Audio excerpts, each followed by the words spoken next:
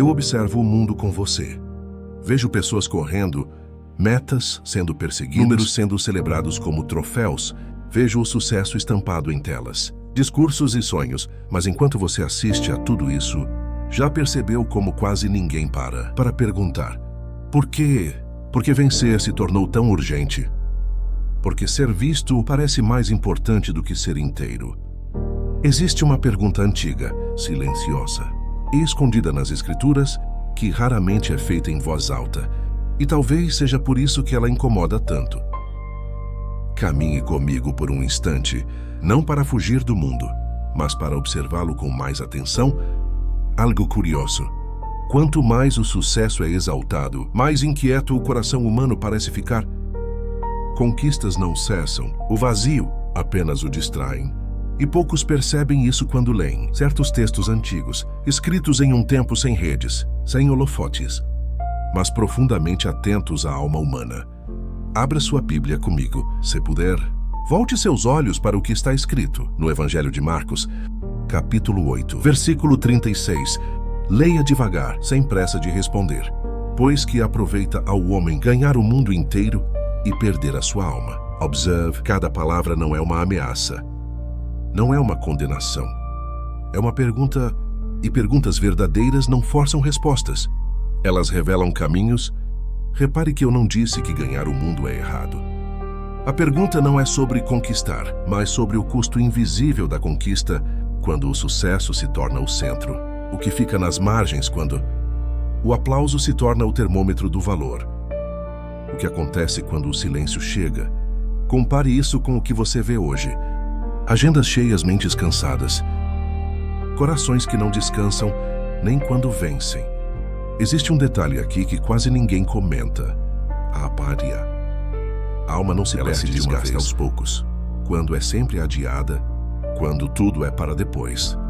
Depois que eu conseguir, depois que eu provar, depois que eu chegar lá, mas lá nunca permanece. Observe isso ao seu redor. Observe isso dentro de você, sem culpa. Apenas com honestidade. Leia comigo outro trecho. Agora em Eclesiastes, capítulo 2. Veja como alguém que teve acesso a tudo, poder obras. Reconhecimento. Ainda ousou escrever: tudo é vaidade. E correr atrás do vento. Não como desespero, mas como lucidez. Quando você compara essas palavras com o ritmo do mundo atual, algo muda? Não muda. Observe algo comigo com mais calma. Quando o sucesso se torna uma medida universal, quase ninguém pergunta: quem definiu essa régua? O mundo aprende cedo a contar vitórias, mas raramente aprende a discernir sentidos. E assim, muitos passam a vida inteira subindo escadas, sem jamais parar para perguntar se elas estão apoiadas no lugar. Veja como essa lógica se infiltra silenciosamente. Não começa como obsessão. Começa como comparação. Alguém ao lado cresce mais rápido. Alguém é visto com mais facilidade. Alguém recebe aplausos antes. E então, sem perceber, o coração passa a correr, não mais por propósito, mas por medo de ficar para trás. Poucos percebem isso quando observam o próprio cansaço. Confundem fadiga da alma com falta de esforço, quando, na verdade, é excesso de direção errada. Abra novamente as Escrituras comigo. Vai até Lucas, capítulo 12, versículo 15. Leia com atenção como quem examina um espelho vede. Guardai-vos de toda avareza, porque a vida de um homem não consiste na abundância dos bens que ele possui. Observe, não se fala apenas de dinheiro.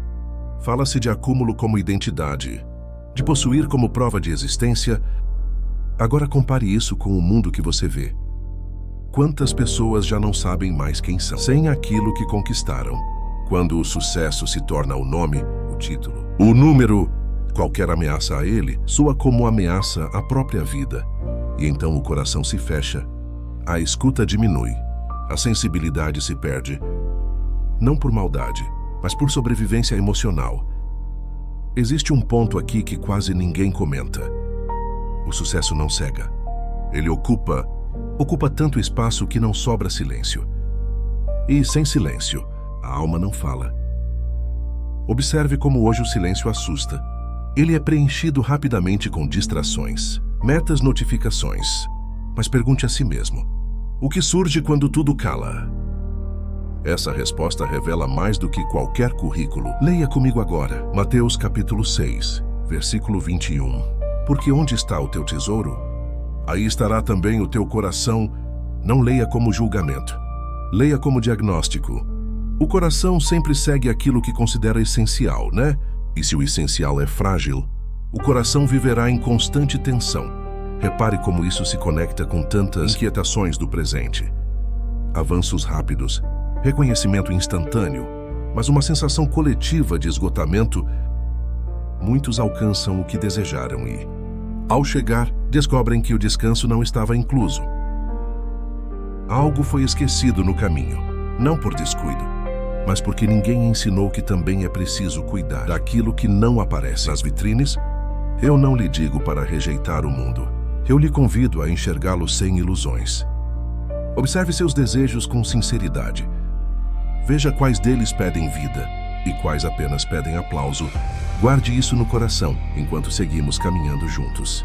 Há ainda camadas mais profundas nessas palavras antigas.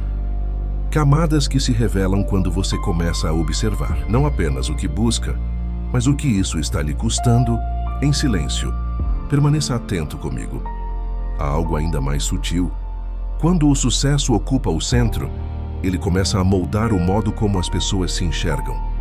Umas às outras, relações passam a ser medidas por utilidade, encontros por vantagem, conversas por oportunidade. Poucos notam quando isso acontece, porque tudo parece normal, produtivo, eficiente, mas o coração percebe, ele sente quando deixa de ser lugar de encontro e passa a ser apenas instrumento. Observe como nesse cenário, até o valor humano se torna condicional. Vale-se enquanto rende, ama-se enquanto corresponde, escuta-se enquanto convém. E então surge uma solidão estranha, cercada de pessoas, mas vazia de presença. Muitos chamam isso de maturidade, outros chamam de estratégia. Eu chamo de sinal de que algo essencial está sendo trocado sem que se perceba. Abra-se a Escritura mais uma vez comigo. Vá até João, capítulo 10, versículo 10. Leia com calma. Eu vim para que tenham vida, e a tenham em abundância. Observe essa palavra. Vida não diz acúmulo, não diz destaque, não diz domínio. Fala de vida plena, inteira, respirável. Pergunte-se, quando foi que a abundância passou a significar apenas quantidade e não profundidade? Existe um detalhe aqui que quase ninguém percebe. A vida abundante não acelera o coração. Ela o alinha. Ela não exige comparação constante, porque nasce do pertencimento. Mas quando o sucesso define valor, o pertencimento se torna frágil. Sempre pode ser perdido, sempre pode ser substituído. E assim, muitos vivem em alerta permanente. Mesmo quando tudo parece estar bem, compare isso com o que você vê hoje. Pessoas que não conseguem descansar sem culpa. Pessoas que transformam até o tempo de pausa em performance. Observe como até o ser virou algo que precisa ser provado. Quando isso acontece, a alma começa a se esconder. Não porque é fraca, mas porque não encontra espaço seguro para existir. Leia comigo agora, Gênesis, capítulo 1, versículo 27. Veja como está escrito que o ser humano foi criado à imagem de Deus, não à imagem do êxito, não à imagem da conquista, à imagem do Criador. Isso vem antes de qualquer tarefa, antes de qualquer resultado. Poucos retornam a esse ponto.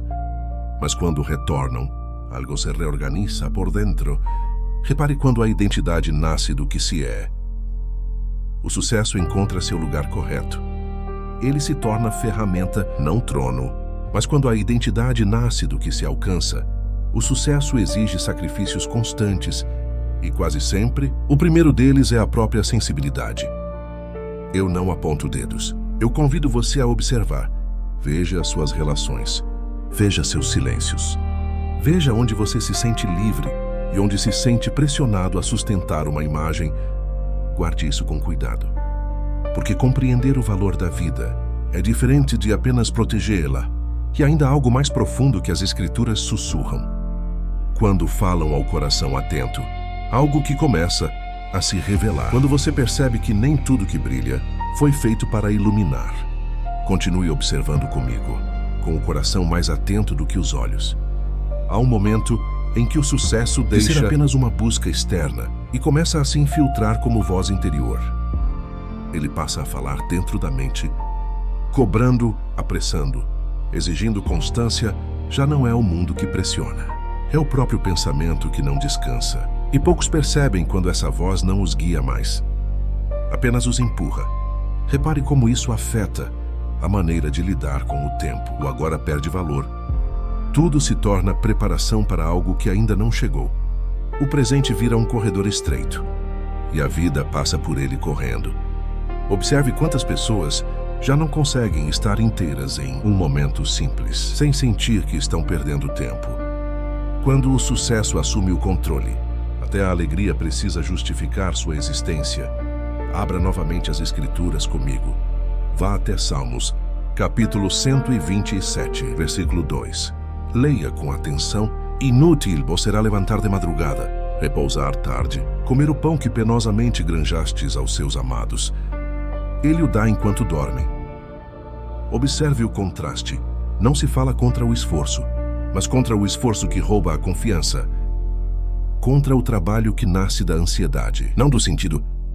Existe um ponto delicado aqui. Muitos confundem descanso com desistência. Mas descansar não é abandonar o caminho. É lembrar por que ele existe. Quando a alma não descansa, ela começa a negociar seus valores. Primeiro cede pequenas coisas. Depois silêncios, depois presenças. Tudo parece necessário, tudo parece justificável. E quando se percebe, o coração está cheio e vazio ao mesmo tempo, Tess. Compare isso com o ritmo do mundo atual. Produzir mais, responder mais rápido, estar sempre disponível. A sensação constante de que nunca é suficiente. Observe como essa lógica cria pessoas eficientes, mas raramente inteiras. Pessoas que sabem fazer muito, mas já não sabem estar. Isso não acontece de um dia para o outro. Acontece quando o sucesso deixa de ser um meio e se torna medida de valor. Leia comigo agora, Mateus capítulo 11, versículo 28. Vinde a mim, todos os que estáis cansados e oprimidos, e eu vos aliviarei. Não é um convite à fuga, é um convite à reorganização interior. Há um descanso que não depende de resultados, mas de relação. Poucos aceitam esse convite, porque acreditam que parar é perder. Mas às vezes parar é o único modo de não se perder. Observe seus próprios ritmos. Veja onde você se apressa sem necessidade. Onde você se cobra sem misericórdia. Onde você carrega pesos que nunca lhe foram pedidos. Não se julgue. Apenas observe. A consciência não nasce da culpa, mas da luz. Guarde isso no silêncio do coração. Porque há um limite invisível que, quando ultrapassado, transforma conquistas em fardos.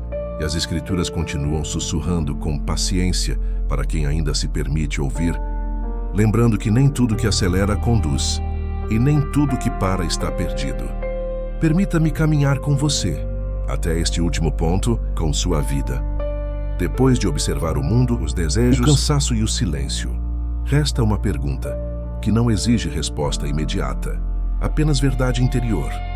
Quando tudo o que você construiu fica quieto por um instante, o que permanece em você, não o que você fez, não o que alcançou, mas aquilo que ninguém aplaude e ninguém vê. Veja como muitas pessoas temem esse encontro. Não porque seja escuro, mas porque é honesto. O sucesso oferece ruído constante, ele preenche espaços para que certas perguntas sejam ouvidas, mas quando o silêncio chega, e ele sempre chega, a alma se revela sem filtros.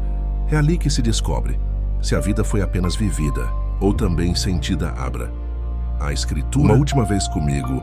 Vá até Miqueias, capítulo 6, versículo 8. Leia com atenção tranquila.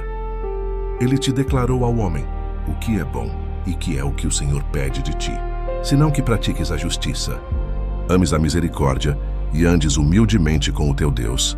Observe como nada aqui fala de fama, de acúmulo, de destaque. Fala de caminho, de modo de ser, de como se caminha, não de quão longe se chega. Existe algo profundamente libertador nisso. Quando a vida deixa de ser prova e se torna jornada. O sucesso perde o poder de definir quem você é. Ele pode vir, pode ir, pode crescer ou diminuir, mas já não governa o coração. E quando isso acontece, a paz encontra espaço para habitar. Mesmo em meio às responsabilidades, compare isso com o mundo que você vê hoje. Tantas vozes dizendo quem você precisa ser. Tantos modelos prontos de vitória. E ainda assim, uma sede coletiva por algo que não se compra, nem se conquista. Talvez essa sede seja apenas o lembrete de que a alma não foi feita para viver de aplausos, mas de sentido. Eu não lhe entrego uma resposta fechada. Eu lhe deixo uma pergunta viva. Quando o sucesso já não fala tão alto, o que guia suas escolhas? O que orienta seus passos quando ninguém está olhando? Essas perguntas não exigem pressa. Elas exigem presença, se desejar. Compartilhe nos comentários o que essa reflexão despertou em você, não como conclusão, mas como caminho. Às vezes, ao ouvir o outro, percebemos nuances que ainda não tínhamos visto em nós mesmos. E assim, enquanto o mundo continua correndo, permita-se caminhar, porque talvez a pergunta incômoda da Bíblia não seja um alerta contra o sucesso, mas um convite gentil para que ele nunca ocupe o lugar que pertence à sua alma. Eu não lhe peço que abandone seus sonhos. Se eu lhe convido a examiná-los, pergunte-se com sinceridade: este sucesso me aproxima de quem eu realmente sou? Ou apenas me mantém ocupado demais para perceber o que estou me tornando? Fique com essa pergunta. Não responda agora. Apenas deixe que ela caminhe com você nos próximos dias. Nas decisões pequenas, nos silêncios raros e, se desejar, compartilhe nos comentários o que essa pergunta despertou em seu coração. Às vezes, ouvir o outro também nos ajuda a ouvir a nós mesmos. Porque talvez o verdadeiro sucesso não seja aquilo que o mundo aplaude, mas aquilo que a alma reconhece quando tudo fica em silêncio